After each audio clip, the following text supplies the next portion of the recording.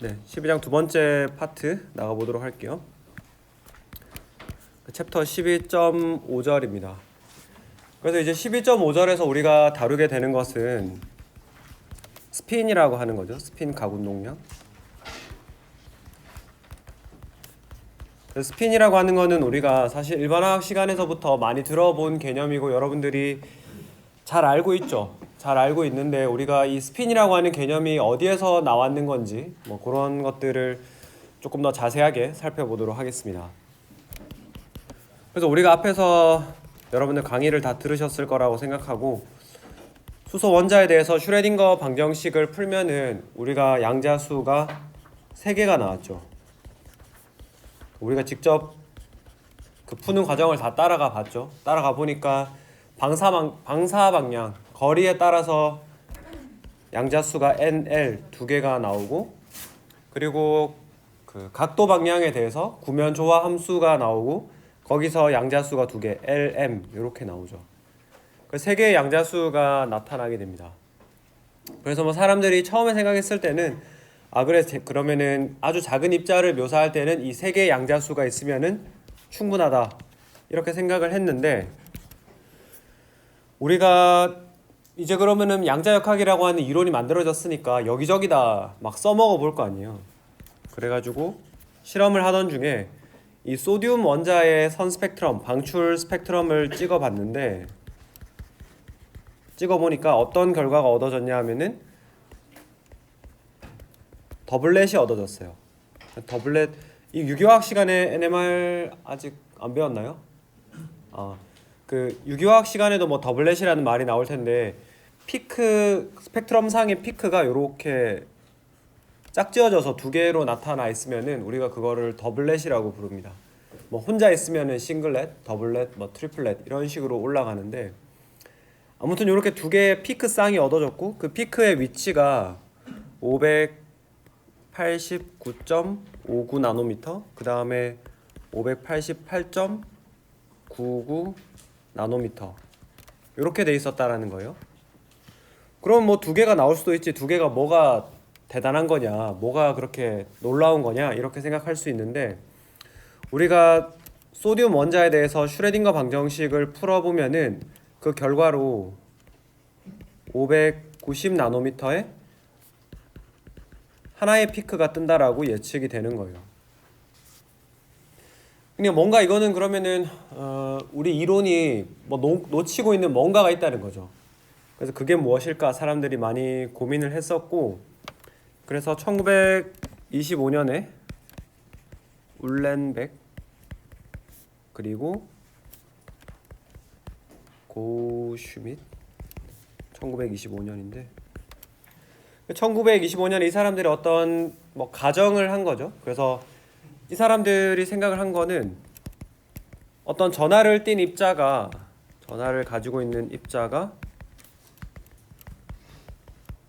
회전 운동을 하게 되면은 거기에서 어떤 일정한 크기의 자기장이 발생한다라는 거를 확인을 한 거예요. 전하를 띤 입자가 이렇게 둥글게 우리 지구가 자전하듯이 돌면은 그런 자기장이 주변에 생긴다. 근데 우리가 전자를 생각을 해보면은 전자도 음전하를 띠고 있는 입자잖아요. 근데 얘가 그러면 어떤 회전 운동을 한다라고 하면은 어떤 자기장이 생기지 않을까, 그런 생각을 한 거죠. 그래가지고 이 사람들이 뭐 G축이라고 하는 어떤 우리가 특정한 축을 하나 잡는 거예요. 사실 뭐 X축이 돼도 상관없고 Y축이 돼도 상관없는데, 그냥 우리는 관례적으로 G축에다가 좀 특별한 의미를 부여를 하죠. G축으로 이 플러스 마이너스 2분의 H 바만큼의 스핀 가군동량을 가진다. 갑자기 글자가 왜 작게 나오지?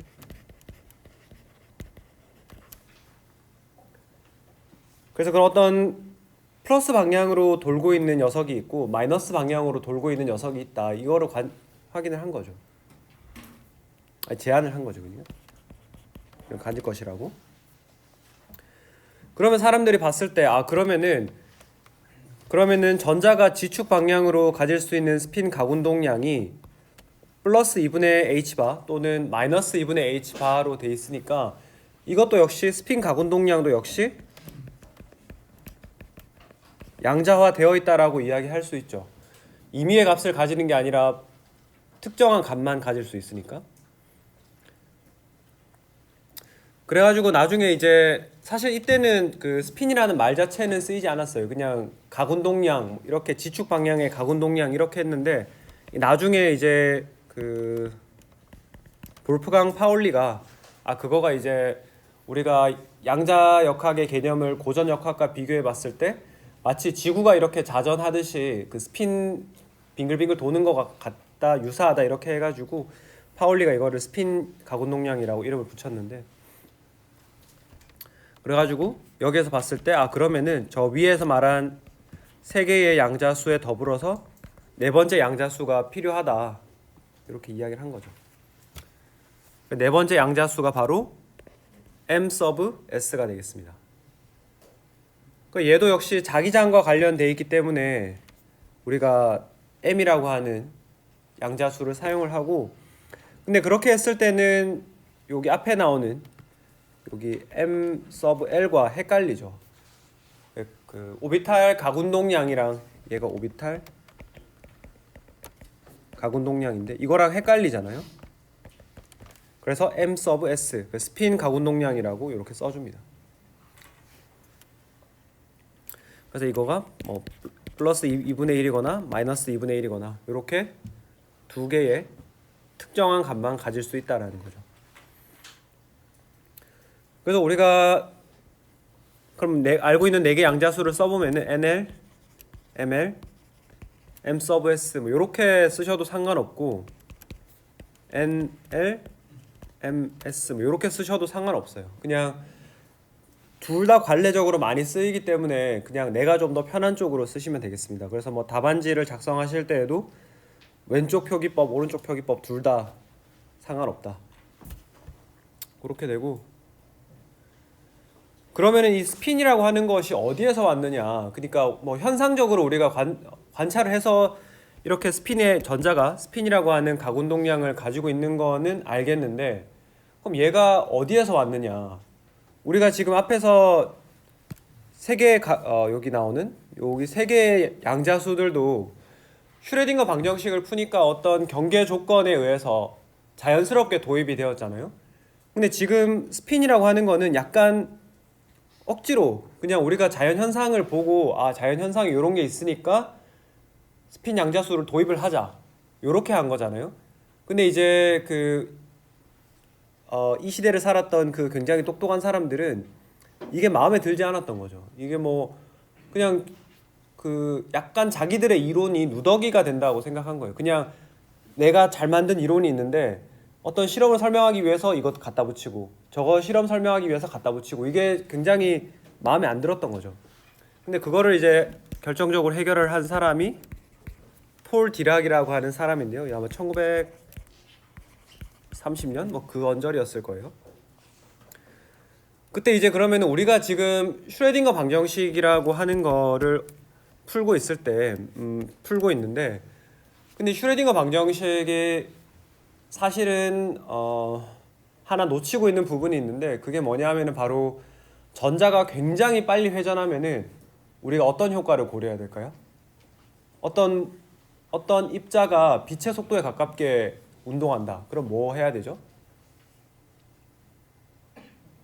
그냥 모르는 게 제일 편하죠, 그죠? 모르는 게 제일 편한데 그 빛의 속도에 가깝게 움직인다 그러면 우리가 상대성 이론을 생각을 해줘야 되잖아요. 그래서 슈레딩거의 방정식에다가 아인슈타인의 상대성 이론을 같이 이렇게 해준 것이 바로 뭐 이거는 안 쓰고 모르셔도 그냥 상식으로 알고 있으시면 돼요. 양자역학 버전의 퀀텀 미케닉스를 폴 디락이 창시를 한 거죠. 여기 이제 그래가지고 이제 그래서 우리가 디락 방정식이라고 그러는데, 디락 방정식을 풀어보면은 스핀이 자연스럽게 나타난다. 네 번째 양자수가. 그래가지고 스핀이라고 하는 것은 그냥 우리가 임의로 도입한 것이 아니라 다 그런 뿌리가 있는 거다. 근본이 있는 거다. 그렇게 생각을 하시면 되겠습니다. 그래서 뭐 울렌베과 고슈미트가 이렇게 제안을 했고 그 디락에 의해서 이론으로 스핀이 완성이 되었는데, 그럼 우리가 이거를 실제 실험을 통해서 정말 어떤 입자들, 작은 원자들이 스핀을 가지고 있느냐, 전자들이 스핀을 가지고 있느냐를 확인한 것이 바로 다섯 번째 오토와 그 다음에 슈테른 겔라흐 실험이죠. 슈테른 실험이 되겠습니다. 그래서 이 사람들이 했던 실험을 간단하게 한번 살펴보면은 우리 교재 그림 12.8을 보시면 되는데, 그래서 이제 은원자를 여기서 이제 은원자를 한 거죠. 그래서 은원자는 전자 배치가 제가 지금 정확하게 다 기억이 안 나는데 하여튼 OS1인가 뭐 6S1인가 그래요. 나머지는 다 꽉 차 있고, 그러니까 S 오비탈에 전자가 하나 들어있는 그런 시스템이에요. 그럼 우리가 S 오비탈은 그 자기 양자수 M sub L 값이 얼마예요? S 오비탈의 M sub L 값 0이죠, 그죠? 다들 알고 있는데 그냥 말 안 한 거겠지? 설마 모르는 건 아니겠지? 그 0인데 0이니까 그럼 얘는 사실 자기장의 원자 오비탈만 생각했을 때는 외부에 자기장을 걸어줬을 때 어떤 반응이 없어야겠죠, 그죠? 근데 실제 실험을 해보니까 여기 이제 뭐 약간 요렇게 반대군요. 요렇게 N극과 S극이 요렇게 약간 불균일한 모양을 가지고 있도록 이런 식의 돼 있는 부분을 통과하게 만든 거예요. 자기장이 있겠죠. 근데 여기 자기장이 있는데 지금 모양을 제가 이렇게 일부러 매끈하게 그린 게 아니라 움푹 파여게 그린 걸로 봤을 때 자기장이 균일하지가 않죠. 이렇게 직선으로 짜자자자자작 내려오는 게 아니라 뭐 약간 이런 식의 휘어져 있는 모양으로 나오겠죠, 그죠? 이런 식이 되겠죠. 아무튼 그래서 중요한 거는 불균일 자기장이다. 이렇게 통과를 시켜줬더니 그러면은 우리가 기대할 수 있는 게 크게 세 가지일 것 같아요. 교재에 잘 나와 있는데 그럼 여기에 이렇게 찍히는 모양을 우리가 관찰을 하는 건데, 그 찍히는 모양을 한번 봐보면은 첫 번째는 여기 B부터 할게요. 그냥 거기 자기장에 의한 영향 없이 그냥 은을 발사시킨 그대로 다 그냥 가서 찍히는 거예요. 그럼 이 말은 무슨 말일까요? 이 말은 외부에서 걸어준 자기장에 영향이 없다는 이야기죠. 자기장을 걸어줬지만은 그 은원자가 지나가면서 거기에 대한 영향을 전혀 받지 않았다, 그죠? 뭐 그렇게 생각을 할 수 있고, 그 다음에 C번은 위아래로 이렇게 빼곡하게 관찰해. 요 축이 지금 요 세로를 G축이라고 생각하면 돼요. 그 G축에 대해서 이렇게 빼곡하게 위아래로 쭉 다 있더라. 그럼 이거는 뭐를 의미하는 걸까요? 이 실험의 결과는 은원자의 자기장에 대한 영향이 G축에 대해서 양자화되어 있지 않고 연속적이다, 그죠? 그래가지고 양자화되어 있지 않다, 그죠? 이렇게 제가 빼곡하게 색칠했다는 거는 다 은원자들이 도착하는 위치가 쫙 다 이렇게 연결되어 있다는 거예요. 그래서 어디든지 도착할 수 있다라고 하는 거는 얘가 자기장에 그 영향을 받는 게 누구는 많이 받고 누구는 적게 받고 하는 것들이 균일하게 다 분포해 있으니까 이거는 랜덤 분포다, 양자화되어 있지 않다라는 이야기인 거죠. 근데 그럼 실제 실험 결과는 어땠냐 하면은 뭐 이런 식으로, 그래서 이렇게 위쪽에 하나 아래쪽에 하나 두 개의 피크가 관찰이 된 거죠. 이게 이제 실제 결과고, 그래서 이렇게 두 개로 나누어졌다라고 하는 거는 뭔가 자기장을 걸어 주었을 때 반응하는 각운동량이 있고 그게 두 개의 값으로 양자화되어 있다라고 우리가 추정할 수 있는 거죠. 근데 그럼 우리가 되돌아가 보면은 지금 은원자는 s오비탈의 전자를 하나 가지고 있다라고 말씀을 드렸잖아요. 그 분명히 제가 s오비탈은 자기장에 대해서 반응을 안 한다고 했죠. 근데 그럼 도대체 이 자기장에 반응하는 부분은 어디에서 온 걸까? 그걸 생각해 보니까 전자가 하나 있고 그 전자 자체가 가지고 있는 고유의 자기장에 반응하는 각운동량이 있구나. 그게 이 위에 선배들이 이야기했던 스핀 각운동량이구나 라는 거를 우리가 확인을 할 수 있었던 거죠. 그래서 이런 식으로 스핀의 존재가 제한되고 이론적으로 유도되고 그리고 실험으로 확인이 되었다. 이렇게 되겠습니다. 혹시 여기에 대해 질문 있으세요?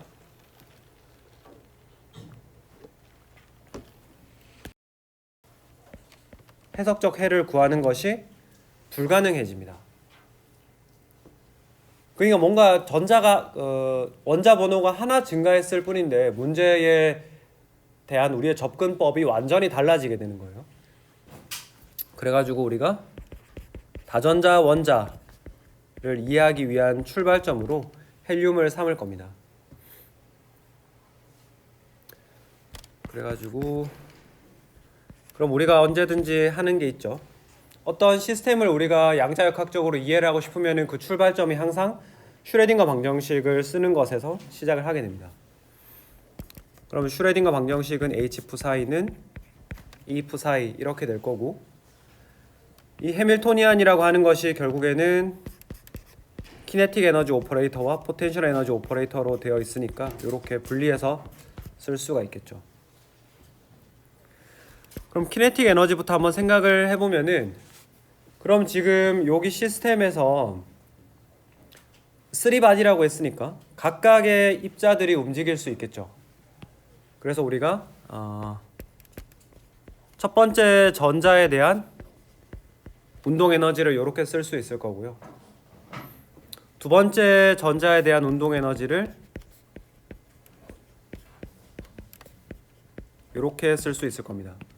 그러니까 제가 여기에 아래 첨자로 쓰는 거는 1번 전자에 대한 인덱스예요. 1번자라고 쓰면 안 되지. 여기는 2번 전자 이렇게 쓰는 거예요.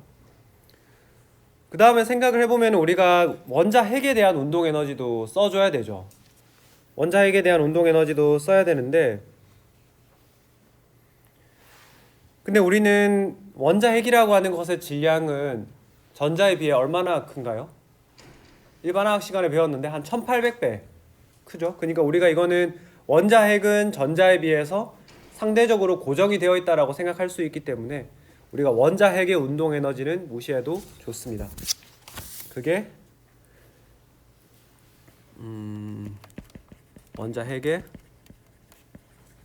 운동 에너지를 무시해도 좋다. 0으로 해도 좋다라고 하는 것이 바로 볼은 오펜하이머 근사 어프록시메이션이죠. 아무튼 뭐 이런 것들에 대한 것들은 이게 실제로 어떻게 그 식을 유도하다 보면은 그냥 단순하게 질량이 크니까 0 뭐 이렇게 되는 건 아니고 유도하는 부분이 있는데 그런 것들은 나중에 4학년 때 가서 양자화학 시간에 들어보시면 되고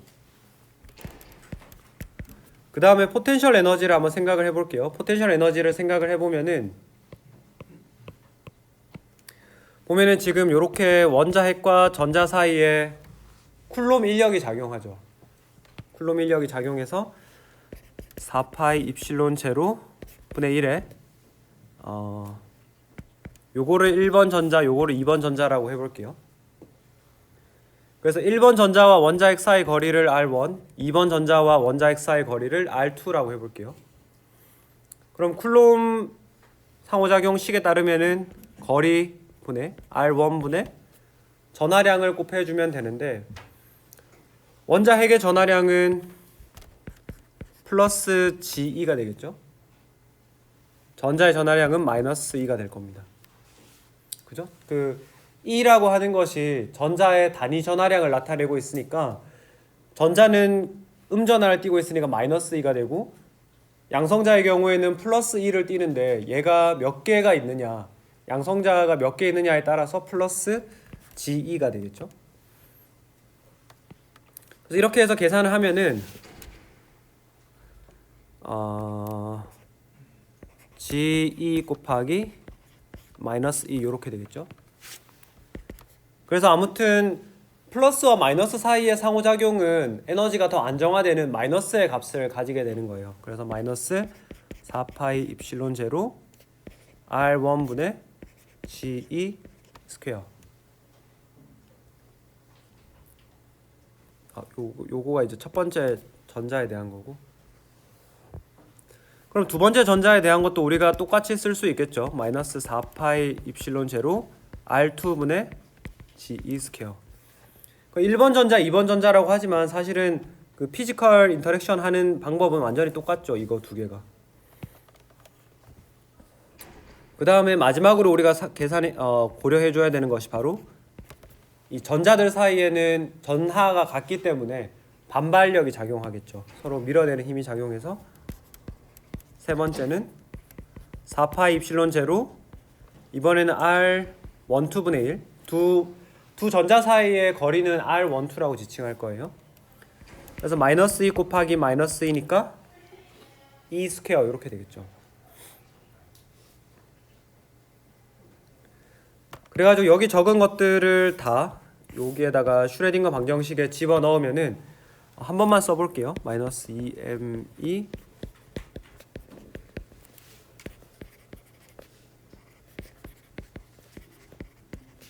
그 다음에 마이너스 4파이 입실론 제로 R1분의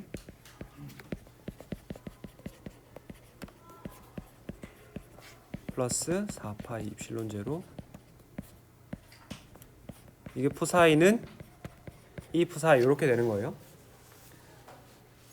이게 지금 다 이렇게 쓰려니까 굉장히 귀찮고 힘들잖아요. 그래서 우리가 새로운 단위를 도입을 할 거예요. 새로운 단위를 도입을 해가지고 이 주어진 식을 최대한 간단하게 만들어 보자. 그렇게 해서 우리가 도입을 하는 것이 원자 단위, 아토믹 유닛, AU가 되겠습니다. 아토믹 단위는 우리 책에 있는 표 12.5를 보시면 나와 있는데, 그래서 우리가 질량을 지금은 킬로그램 같은 거를 우리가 SI 단위를 쓰고 있으니까 질량의 경우에는 1kg, 그 다음에 길이는 1m 이런 것들을 우리가 기준으로 삼고 있는데, 우리가 원자 단위라고 하는 새로운 단위 체계 안에서는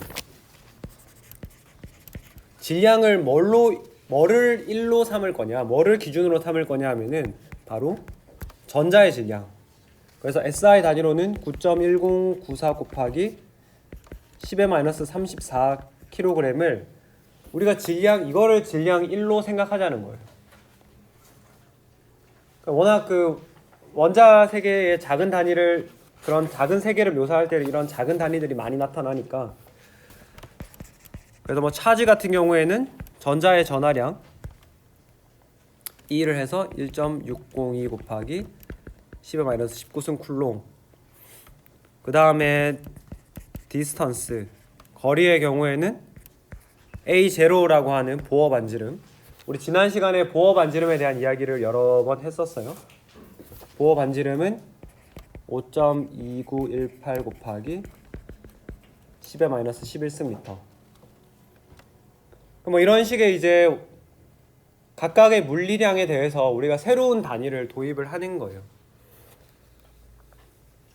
이렇게 도입을 했더니 에너지 단위가 어떻게 바뀌냐 하면은 에너지가 하트리라고 하는 이런 단위가 새로 나타나게 되고, 우리가 약속을 한 거죠. 그게 7 곱하기 18승 줄입니다. 그래서 이거를 우리가 1몰 단위로 나타내면은 627.5095 kcal/몰 이렇게 되는 거죠. 제가 이 숫자를 저희 대학원 다닐 때 연구실 비밀번호가 요거였어요. 그래가지고 맨날 이거 치다 보니까 외우고 싶지 않았는데 외워졌어요. 그거 이야기해 주려고 썼던 거예요. 사실 필요 없는 거예요.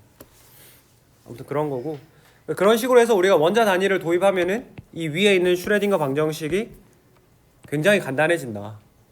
그래서 그냥 마이너스 2분의 1 라플라시안 마이너스 2분의 1 라플라시안, 그 다음에 R1분의 G가 되겠죠? R1분의 G 마이너스 R2분의 G 더하기 R12분의 1 부사이는 2 부사이, 뭐 이렇게 되는 거예요. 요 밑에 뭐 그 제가 조금 덜 썼는데 그 가운동량 앵귤러 모멘텀은 플랑크 그 리듀스드 플랑크 컨스턴트 h 바를 1로 한다, 뭐 이런 것들이 있었어요. 그래가지고 요 식이 요렇게 다 바뀌는 거예요. 아무튼 요렇게 쉽게 됐죠. 쉽게 됐는데, 그러면 우리가 이거를 요렇게 요게 4번이 되고요. 원자 단위를 이용해서 헬륨 원자의 슈레딩거 방정식을 쓰면 요렇게 된다. 근데 우리가 이거를 식을 조금 재정렬을 한번 해볼게요. 재정렬을 해가지고 요렇게 한번 해볼게요. 마이너스 2분의 1의 1번 전자의 운동 에너지, 그 다음에 요렇게 잠시만요. 요렇게 하고 마이너스 2분의 1에 요렇게, 그 다음에 R12분의 1 요렇게 뭐 묶어도 상관없죠, 그죠? 더하기 순서는 상관없으니까. 요렇게 묶어 놓고 나서 보면은 우리가 요 부분들 있죠. 요 각각의 부분들, 요 각각의 부분들이 어떤 물리적 의미를 지니는지 한번 생각을 해볼게요. 보면은 일단 1번 전자의 운동 에너지죠. 첫 항은 그죠? 요거. 두 번째 항은 뭐를 나타내고 있어요? 핵전하가 플러스 G인 양성자와 전자 사이의 상호작용을 나타내고 있죠.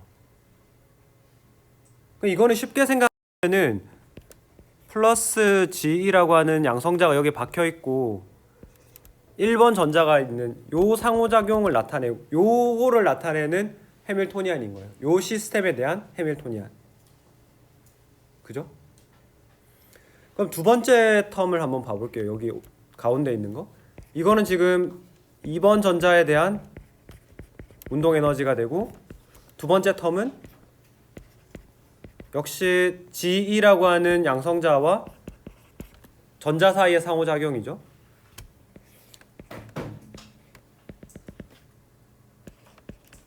그래서 뭐 거리를 굳이 표현하자면 R1, R2 이렇게 되겠죠.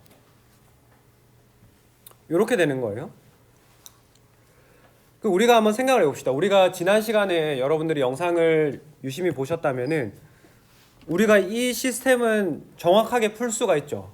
정확하게, 왜냐하면은 전자 한 개 있고 그 다음에 양성자의 전하가 얼마이든지 간에 우리가 수소골 원자에 대해서는 슈레딩거 방정식을 정확하게 풀 수 있죠. 그죠? 지난 시간에 했던 것들 한번 생각을 해보세요. 그러니까 우리가 이 부분은 정확하게 알 수 있단 말이에요. 그래가지고 우리가 이거를 식을 1번 전자에 대한 수소골 원자의 해밀토니안, 제가 밑에 한번 써드릴게요. 일단 이렇게 간략하게 쓰고, 그럼 남은 부분이 R12분의 1 이렇게 되겠죠. 그래서 HI라고 하는 거는 전자 I에 대한 수소 원자골 해밀토니안, 원자 핵전하량이 플러스 GE에 해당하는 거죠. 원자 번호가 G에 해당하는 뭐 이런 거예요. 그러니까 뭐 헬륨 원자를 우리가 이야기를 하고 있으니까, 그러면 이 경우에는 이 해밀토니안이 나타내는 것이 뭐냐 하면은 헬륨 플러스에 대한 해밀토니안이 되는 거예요. 그죠? 맞나요? 전자가 하나밖에 없는. 만약에 여러분들이 리튬을 이야기하고 있다 그러면은 리튬 2 플러스에 대한 해밀토니안이 이런 식으로 나타나겠죠. 그죠? 여기까지 이해되셨나요? 우리가 어쨌든 헬륨 원자의 해밀토니안을 분해를 하고 막 이렇게 여러 가지 조합을 하다 보면은 각각의 전자에 대해서 수소 원자골 플러스 2의 지금 헬륨이니까 플러스 2라고 특정 핵전하를 이야기할게요. 플러스 2 핵전하를 가지고 있는 양성자와 전자 한 개 사이의 해밀토니안의 합으로 나타낼 수 있다. 이까지는 좋아요. 이까지는 우리가 이그젝트하게 풀 수 있는 수소 원자와 똑같은 형태의 문제이기 때문에 행복한데, 문제는 바로 여기에서 발생하는 거예요. 전자들 간의 반발들. 이것 때문에 우리가 그러니까 지금 여기 1번 전자, 2번 전자라고 했는데 1번 전자의 위치는 R1, 2번 전자의 위치는 R2 이렇게 묘사를 각각 변수 분리할 수 있죠. 근데 문제는 R1, 2분의 1이 들어가가지고 변수가 분리가 안 되는 거예요. 그러니까 우리가 3채 문제는 이그젝트한 해를 구할 수가 없다. 어널리틱하게 그렇게 막 무슨 펑션이니 무슨 다항식이니 하는 것들을 도입해서 미방으로 우리가 풀 수가 없다. 여기서는 우리가 이제 수치 해석적으로 근사법을 도입해가지고 문제를 풀 수밖에 없다라는 거죠. 그래서 근사법에 대해서 이제 남은 시간 좀 배우게 될 겁니다. 잡소리가 길었네. 네. 아무튼 절대 어디 나가서 제가 불행한 결혼 생활을 하고 있더라 이런 이야기 하면 안 됩니다. 저 행복한 왜냐면 저희 장인어른께서도 이거 제 강의 올려놓으면 들으시거든요. 그래서 나 몰랐는데 거기 댓글에 보니까 우리 장인어른이 있더라고요. 계시더라고요. 이거 다 들으실 수도 있겠네요. 그래요. 계속 하도록 합시다. 그래서 이제 5번째는 우리가 오비탈 근사법이라고 하는 거를 이제 그러니까 앞에서 말씀드렸지만은 헬륨 원자에 대해서는 정확하게 풀 수가 없다라고 했죠. 그래서 우리가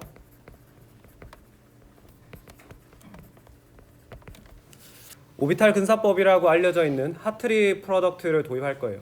하트리라고 하는 게 사실 사람 이름이에요. 과학자 이름이고, 프로덕트라고 하는 거는 그냥 곱하기를 생각하시면 돼요. 그래서 우리가 두 개의 전자를 다루고 있기 때문에 R1, 첫 번째 전자에 대한 위치 R1, 두 번째 전자의 위치에 대한 R2 이렇게 두 개의 변수가 필요하죠. 요런 파동함수를 찾아야 되는데 우리가 요 파동함수를 잘 모르니까 하트리가 어떻게 제안을 했냐 하면은, 우리가 앞에서 봤지만은 전자를 헬륨에 대한 해밀토니안을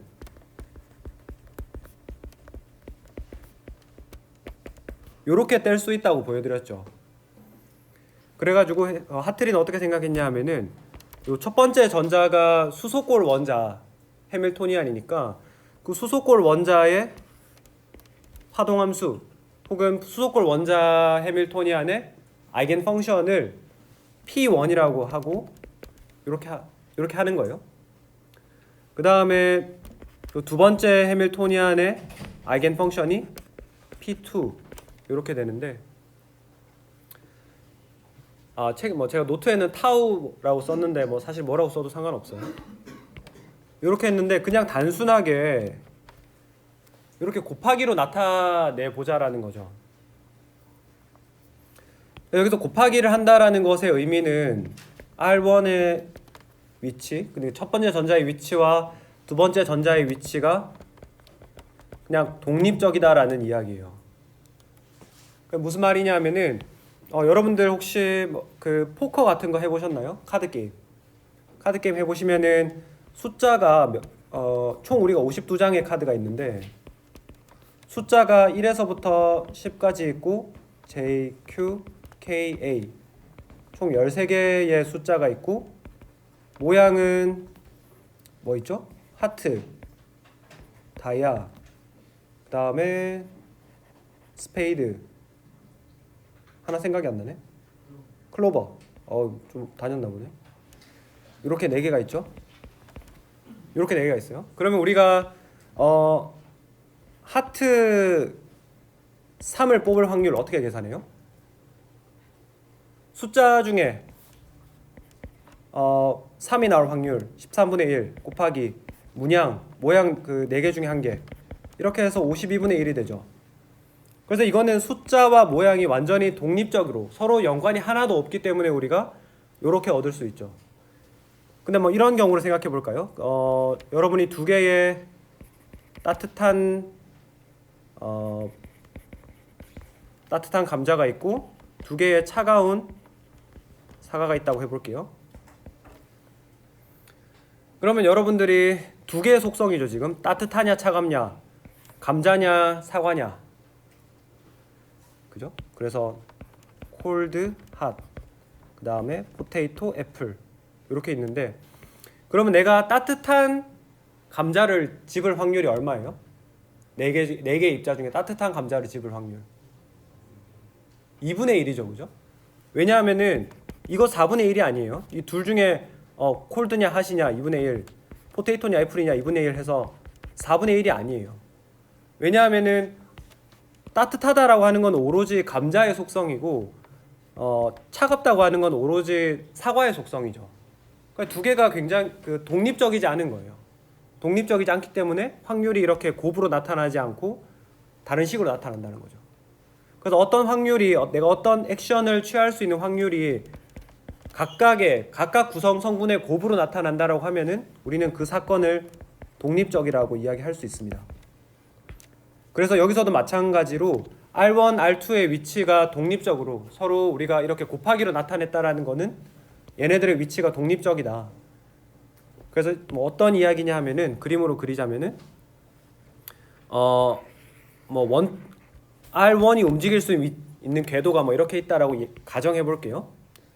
이렇게 되는데, 그럼 실제로 R2가 요 똑같은 궤도 위를 다닐 수 있을까요? 실제로는 안 되겠죠. 두 개의 전자가 똑같은 위치를 점유하고 있을 수는 없잖아요. 근데 이렇게 했을 때에는 그런 확률도 있을 수 있다. 왜냐하면 그냥 R1이 다니는 위치, R2가 다니는 위치를 각각 우리가 계산을 하는 거기 때문에 겹쳐놓고 보면은 그게 겹칠 수도 있다. 아시겠죠? 아무튼 그래서 뭐 굉장히 좀 조악해 보이는 거지만 어찌됐건 간에 두 개의 입자를 우리가 같이 고려할 수 있는 첫 번째 근사 방법이 된다. 이렇게 되고, 그래서 이 오비탈 근사법을 우리가 독립 전자 근사법이라고도 부르는 거예요. 그래서 아무튼 뭐 이렇게 해서 풀어보면은 우리가 헬륨 원자의 에너지가 그냥 각각의 전자가 수소골 원자, 그러니까 헬륨 플러스에 있는 에너지와 똑같이 나오니까 헬륨 플러스 에너지 이렇게 나와가지고 마이너스 4 하트리가 돼요. 하트리가 EH 이렇게 쓰거든요.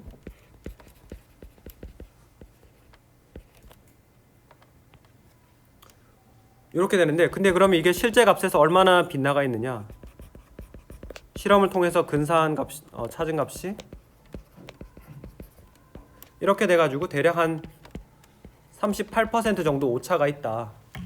뭐 사실 오차가 굉장히 큰 편이죠, 그죠? 그래서 뭐 독립전자 근사법이 좋은 출발점이 될 수는 있지만은 오차가 여전히 크다. 그러면 오차가 왜 크냐?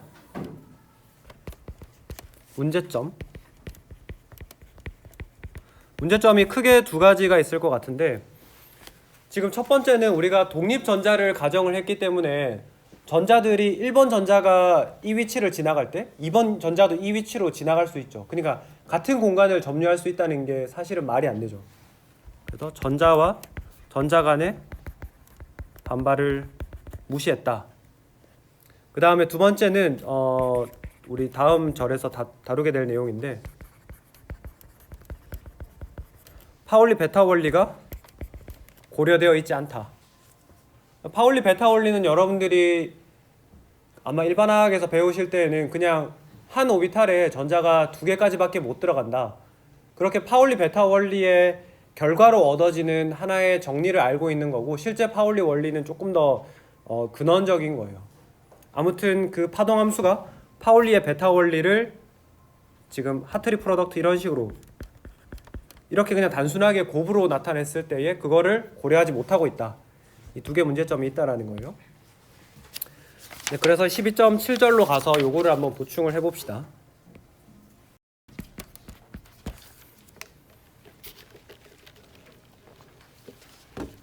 (12.7절은) 파울리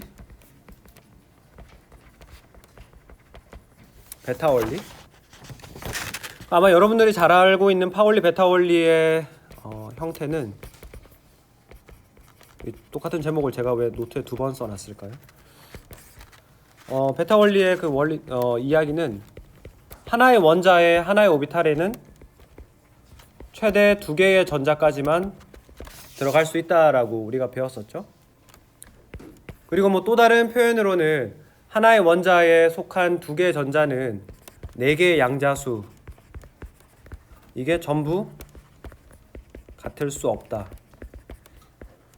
고유한 양자수 조합을 가지고 있어야 된다라는 거예요. 그리고 우리가 마치 사람도 전부 우리 고유한 갑자기 생각이 안 나네. 그 번호가 있잖아요. 우리 생년월일 이렇게 나와 있는 거. 그 번호를 가지고 있잖아요. 그래서 뭐 전자들도 그렇다. 그러면은 이제 한번 생각을 해볼게요. 그래서 우리가 헬륨 원자에 대해 가지고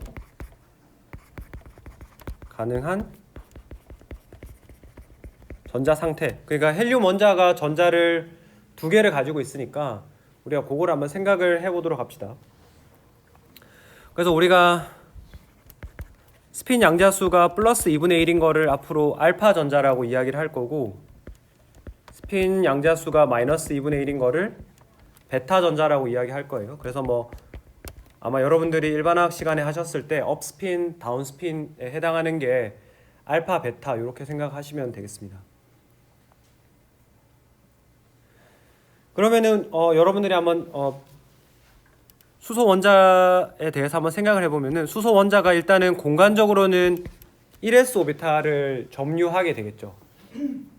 1s 오비탈에 전자 2개가 들어가게 되는데, 그럼 우리가 그냥 알고 있던 지식들을 배제하고 그냥 가능한 걸 다 써본다면은 1번 전자가 알파 스핀을 가지고 2번 전자도 알파 스핀을 가지는 경우, 그림으로 그리자면은 1s 오비탈에 이렇게 들어가 있는 경우, 물론 말이 안 된다는 거 알지만 일단 써볼게요. 이런 경우가 있을 거고, 그 다음에 1번 전자, 2번 전자 둘 다 베타 스핀을 가지는 경우, 그 다음에 세 번째는 1번 전자는 알파 스핀, 2번 전자는 베타 스핀을 가지는 경우, 이렇게 있겠죠. 이렇게 되는데, 근데 우리가 파울리 베타 원리에 따르면은 일단은 요거 2개는 안 되죠, 그죠? 같은 오비탈 1s 오비탈 안에 수소 원자 헬륨 원자 1s 오비탈 안에 들어 있는데 같은 스핀을 가진다? 안 되죠. 이것도 안 되고 이것도 안 돼요. 그러면 가능한 거는 요 형태예요. 그죠? 요 형태라는 거. 요까지는 우리가 다 알고 있는 거예요. 그리고 뭐 대단한 걸 가르쳐 줄 것처럼 말해놓고서는 그냥 알고 있는 걸 가르쳐 주네라고 생각할 수 있는데, 우리가 한 가지 추가로 생각해 봐야 되는 부분은, 우리가 사실 지금 1번 전자가 알파 스핀, 2번 전자가 베타 스핀이라고 했는데, 우리가 전자를 하나하나 다 추적할 수 있나요? 요거 1번 전자가 따라가고 요거 2번 전자 따라가고, 혹은 우리가 사실 1번 전자, 2번 전자 부르지만은 누구는 나는 이거를 1번으로 부르고 싶은데요. 나는 그걸 해가지고 나는 베타 스핀이 1번 전자고 2번 전자가 알파 스핀을 가지는, 이렇게 쓰고 싶은데요 라고 할 수도 있죠. 근데 이렇게 써도 사실 아무 문제 없어요. 왜냐하면 우리가 인덱스 1번 전자, 2번 전자라고 부르는 거는 우리가 편하려고 하는 거지, 자연계가 내가 1번 전자야, 내가 2번 전자 이런 말을 하고 있진 않죠. 그러면은 얘도 우리가 고려를 해줘야 된다는 말이에요. 그래서 수학적으로는 이 둘 다 가능한 해라는 거죠. 그러면은 그 수학 하시는 분들은 만약에 가능한 해가 여러 개 있다라고 하면은 우리는 이거의 선형 조합을 취할 거예요.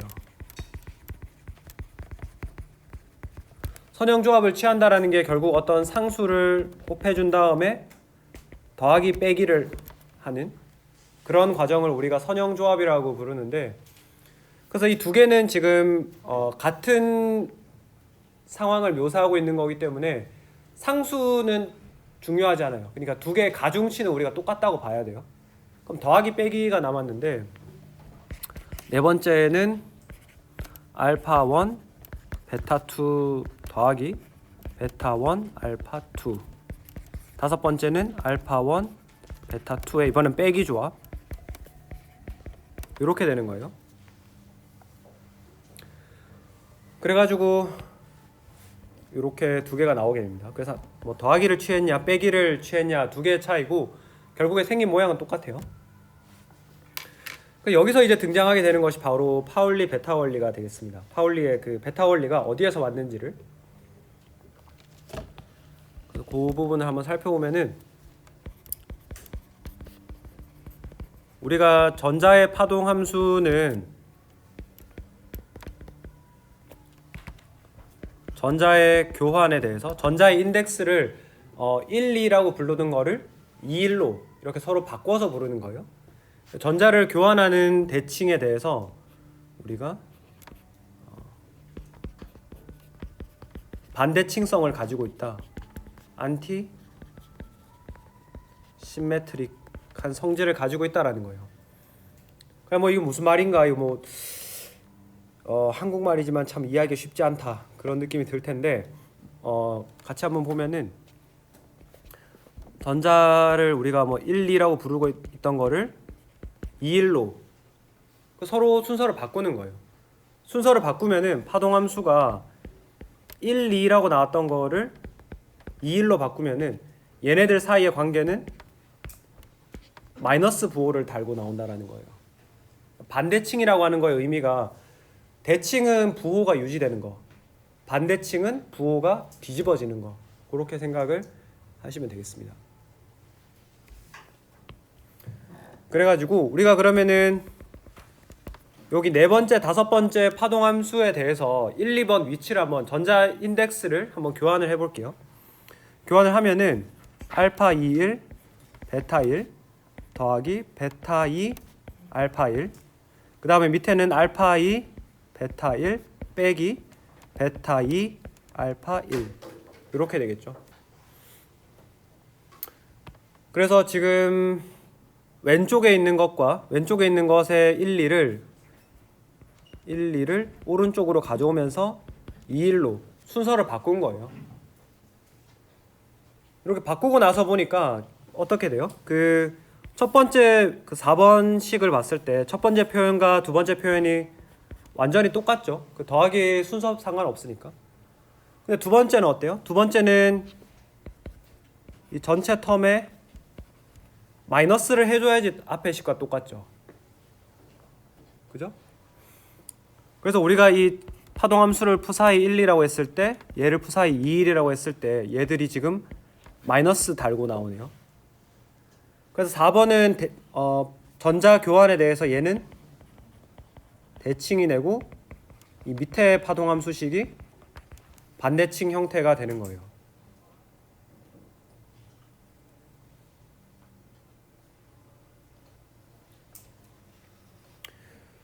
그래가지고 실제로 헬륨 원자의 헬륨 원자 1s의 전자 두 개 차 있는 그 상태를 묘사하는 파동 함수의 식은 바로 이렇게 주어진다.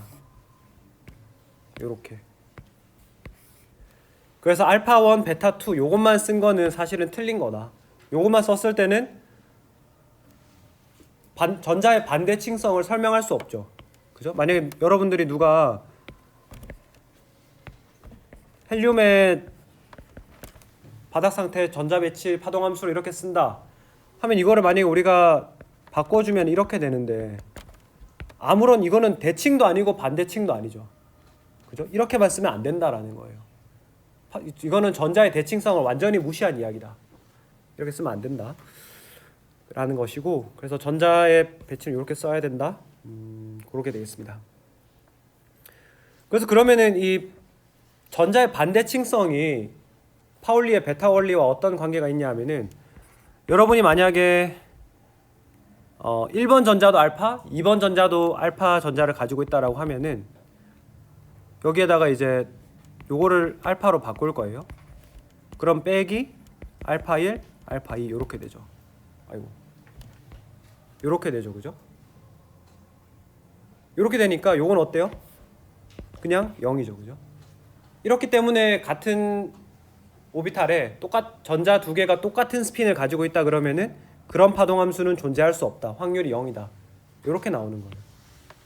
아시겠죠? 그러니까 반대칭성이 더 근원적인 개념이고 이 식의 결과로 같은 오비탈 안에 전자 두 개가 존재할 수 없다. 같은 스핀을 가지는 전자는 존재할 수 없다라는 게 따라 나오는 거죠.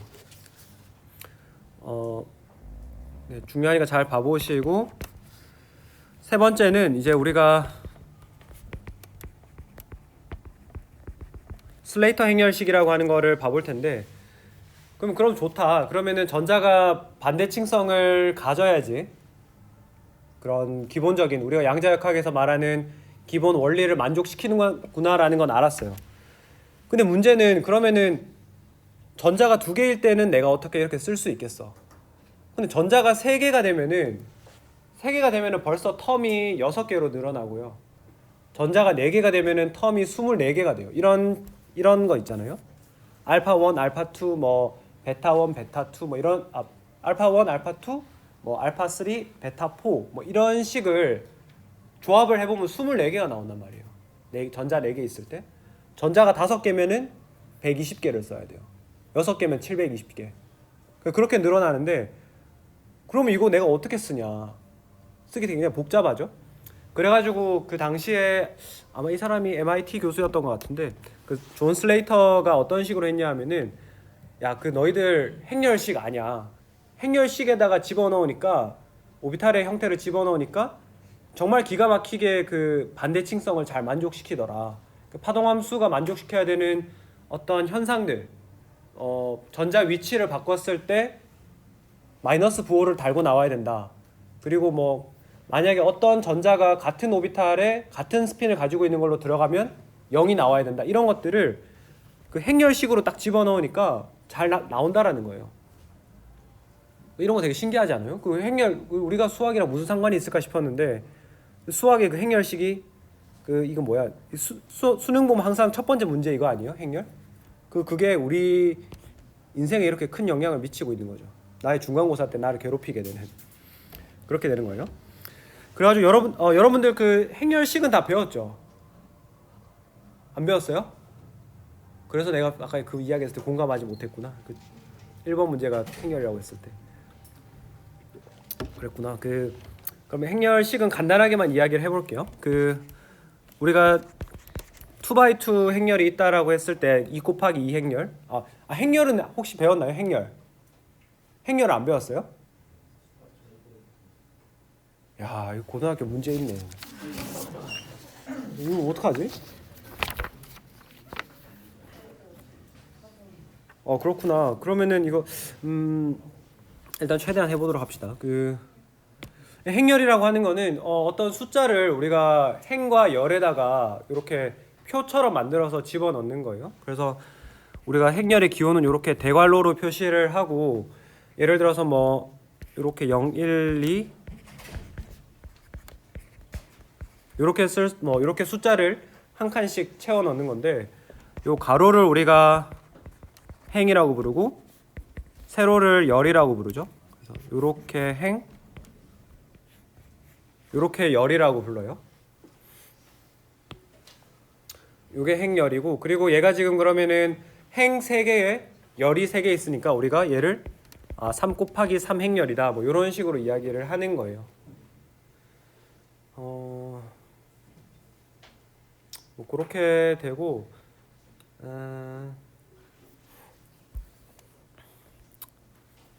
그래서 우리는 2x2만 그럼 해봅시다. 그래서 우리가 구성 요소를 A1, B1, A2, B2라고 해볼게요. 그러니까 임의의 숫자를 그냥 해놓은 거예요. 이런 행렬이 있는데 어떤 행렬의 행렬식을 쓰라고 하면은 우리가 그 절대값 취하는 것처럼 그냥 짝대기 2개 쓰면 되고 똑같이 행렬 요소들을 이렇게 써주면 돼요. 근데 이거를 우리가 어떻게 계산을 하냐 하면은 2x2 행렬 2 곱하기 2 행렬의 경우에는 요렇게 곱해준 다음에 요렇게 곱해준 값을 빼면 돼요. A1, B2 빼기 B1, A2 요렇게 써주면 됩니다.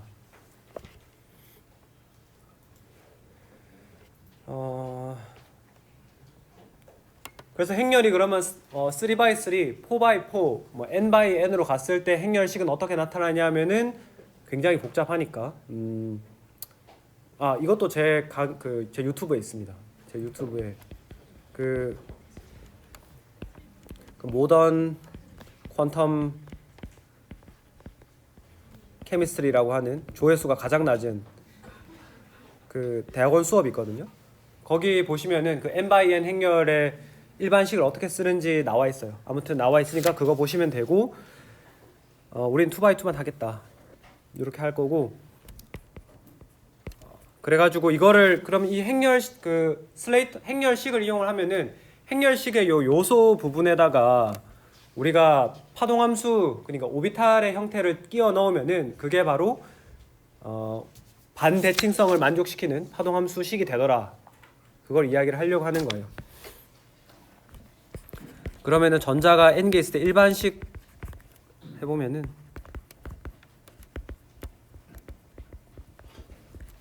이거 했을 때 그래서 우리가 그럼 열에는 어떤 걸 넣어야 되고 행에는 어떤 걸 넣어야 됩니까? 그게 이제 궁금하시겠죠. 그래서 여기에는 단일 전자의 파동함수 스핀을 포함한 단일 전자 파동함수를 집어넣어 주면 돼요. 그리고 행에는 전자의 인덱스를 바꿔가면서 써주면 돼요. 무슨 말이냐 하면은 우리가 헬륨 원자에 대해서 한번 해볼게요. 그럼 헬륨 원자에 대해서는 우리가 헬륨 원자가 1s 오비탈이 있는데 1s 오비탈에 우리가 스핀까지 고려해주면은 1s 알파가 있을 거고 1s 베타가 있겠죠. 그죠? 우리가 스핀을 같이 오비탈과 스핀을 같이 고려해주면은 이렇게 두 종류가 있을 겁니다. 그래서 우리가 이거를 1s 알파, 1s 베타라고 해주는 거고, 그래서 이 부분이 여기 각각의 오비탈 스핀을 포함한 오비탈이 하나의 열이 된다. 그리고 각각의 행에는 똑같은 그 오비탈에다가 전자 인덱스만 1, 2, 3, 4 바꿔주면 된다. 그래서 실제로 써보면은 헬륨에 대한 파동함수식을 써보면은 앞에 어떤 정규화 상수가 따라 붙는데 정규화 상수가 n 팩토리얼 루트분의 1 이렇게 나와요. 요거는 외우실 필요 없고, 그러니까 열에는 이런 것들을 써주면 된다 그랬죠. 그래서 1s 알파, 1s 베타, 1s 알파, 그러니까 세로로 이렇게 똑같은 것들을 써주면 돼요. 그러니까 전자가 헬륨 원자는 전자가 두 개밖에 없기 때문에 그러면 2x2 행렬 이렇게 나오는 거예요. 이렇게 되고, 그러면은 행은 지금 전자 인덱스를 써주라고 했으니까 가로 행은 전부 같은 전자 인덱스를 가져야 되는 거예요. 1번 전자, 그 다음 두 번째 줄은 2번 전자. 이렇게 구성을 하고 나서 보니까 아까 전에 2x2 행렬 이야기할 때에 이렇게 곱하고 그 다음에 이렇게 곱한 다음에 빼주라 그랬죠. 그래서 이 정규화 상수 떼놓고 생각해 보면은 1s 알파 1에 1s 베타 2 빼기 1s 베타 1에 1s 알파 2 이렇게 나오죠. 그래서 1s 부분 그 공간상의 오비탈 요거 1s 다 똑같으니까 빼고 나서 보면은 알파 1 베타 2 빼기 베타 1 알파 2, 우리가 앞에서 이야기했던 그냥 우리가 각각의 모든 가능한 경우수를 다 써서 생각해본 요거랑 정확하게 똑같은 값이 나오죠. 알파 1 베타 2 빼기 베타 1 알파 2, 요게 똑같은 식이 여기 등장한다라는 거예요. 그러면은 그리고 만약에 여러분들이 뭐 파동함수식을 썼는데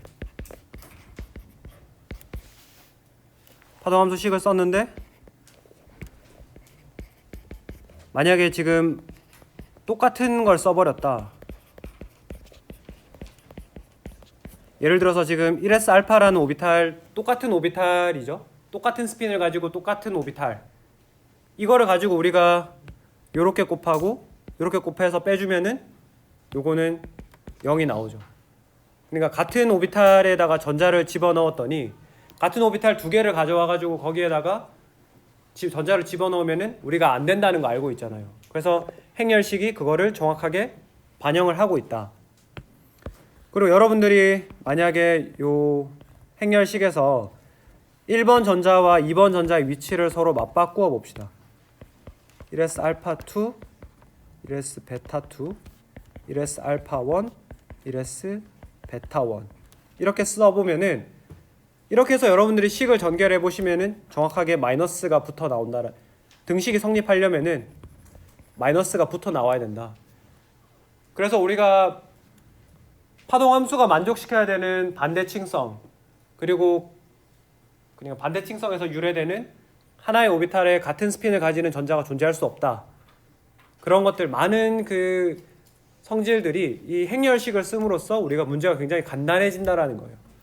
그래가지고 실제로 굉장히 많은 양자화학 방법들이 이 슬레이터 디터미넌트, 슬레이터 행렬식을 기반으로 해가지고 그 위에 우리의 지식을 쌓아 올라가게 됩니다. 그게 굉장히 중요한 이야기예요. 그래서 만약에 제가 시험 문제에 3x3 행렬식을 내고 싶다 그러면은 그 식을 다 드릴 거예요, 문제. 그러니까 뭐 3x3 행렬식은 뭐 이런 식으로 풀 수 있다. 그때에 뭐 써봐라 뭐 이런 식으로 내지. 제가 그런 부분은 여러분들이 배우지 않은 부분을 하진 않을 거니까 걱정하실 필요가 없다. 그리고 마지막으로 이야기하고 싶은 거는 그러면은 세상의 모든 입자들이 이렇게 반대칭성을 가지고 있어야 되느냐? 그렇지는 않은 거예요. 그 전자라고 하는 녀석은 특이하게 그 스핀이 반정수값 2분의 1을 가지고 있기 때문에 그런 거고, 뭐 양성자나 이런 애들은 보존 그 정수 스핀을 가지기 때문에 걔네들은 대칭성을 가지는 파동함수를 가지고 있어요. 그래가지고 전자는 반정수를 가지는 페르미온 입자다. 그래서 얘는 반대칭성을 가진다. 그래서 뭐 이게 전자의 뭐 특수한 경우다라고 생각하시면 되겠습니다. 네, 그래서 그 12.8절 싸움 원리는 우리가 일반화학 때 했던 거 거의 똑같은 내용이니까 제가 여러분이 한번 읽어보시면 될 것 같아요. 그래서 12.8절까지는 시험 범위에 들어가고 12.9절부터는 우리 그 기말고사 기간에 새로 공부를 시작하도록 합시다. 약간 찝찝하게 남겨놨는데 네, 괜찮습니다.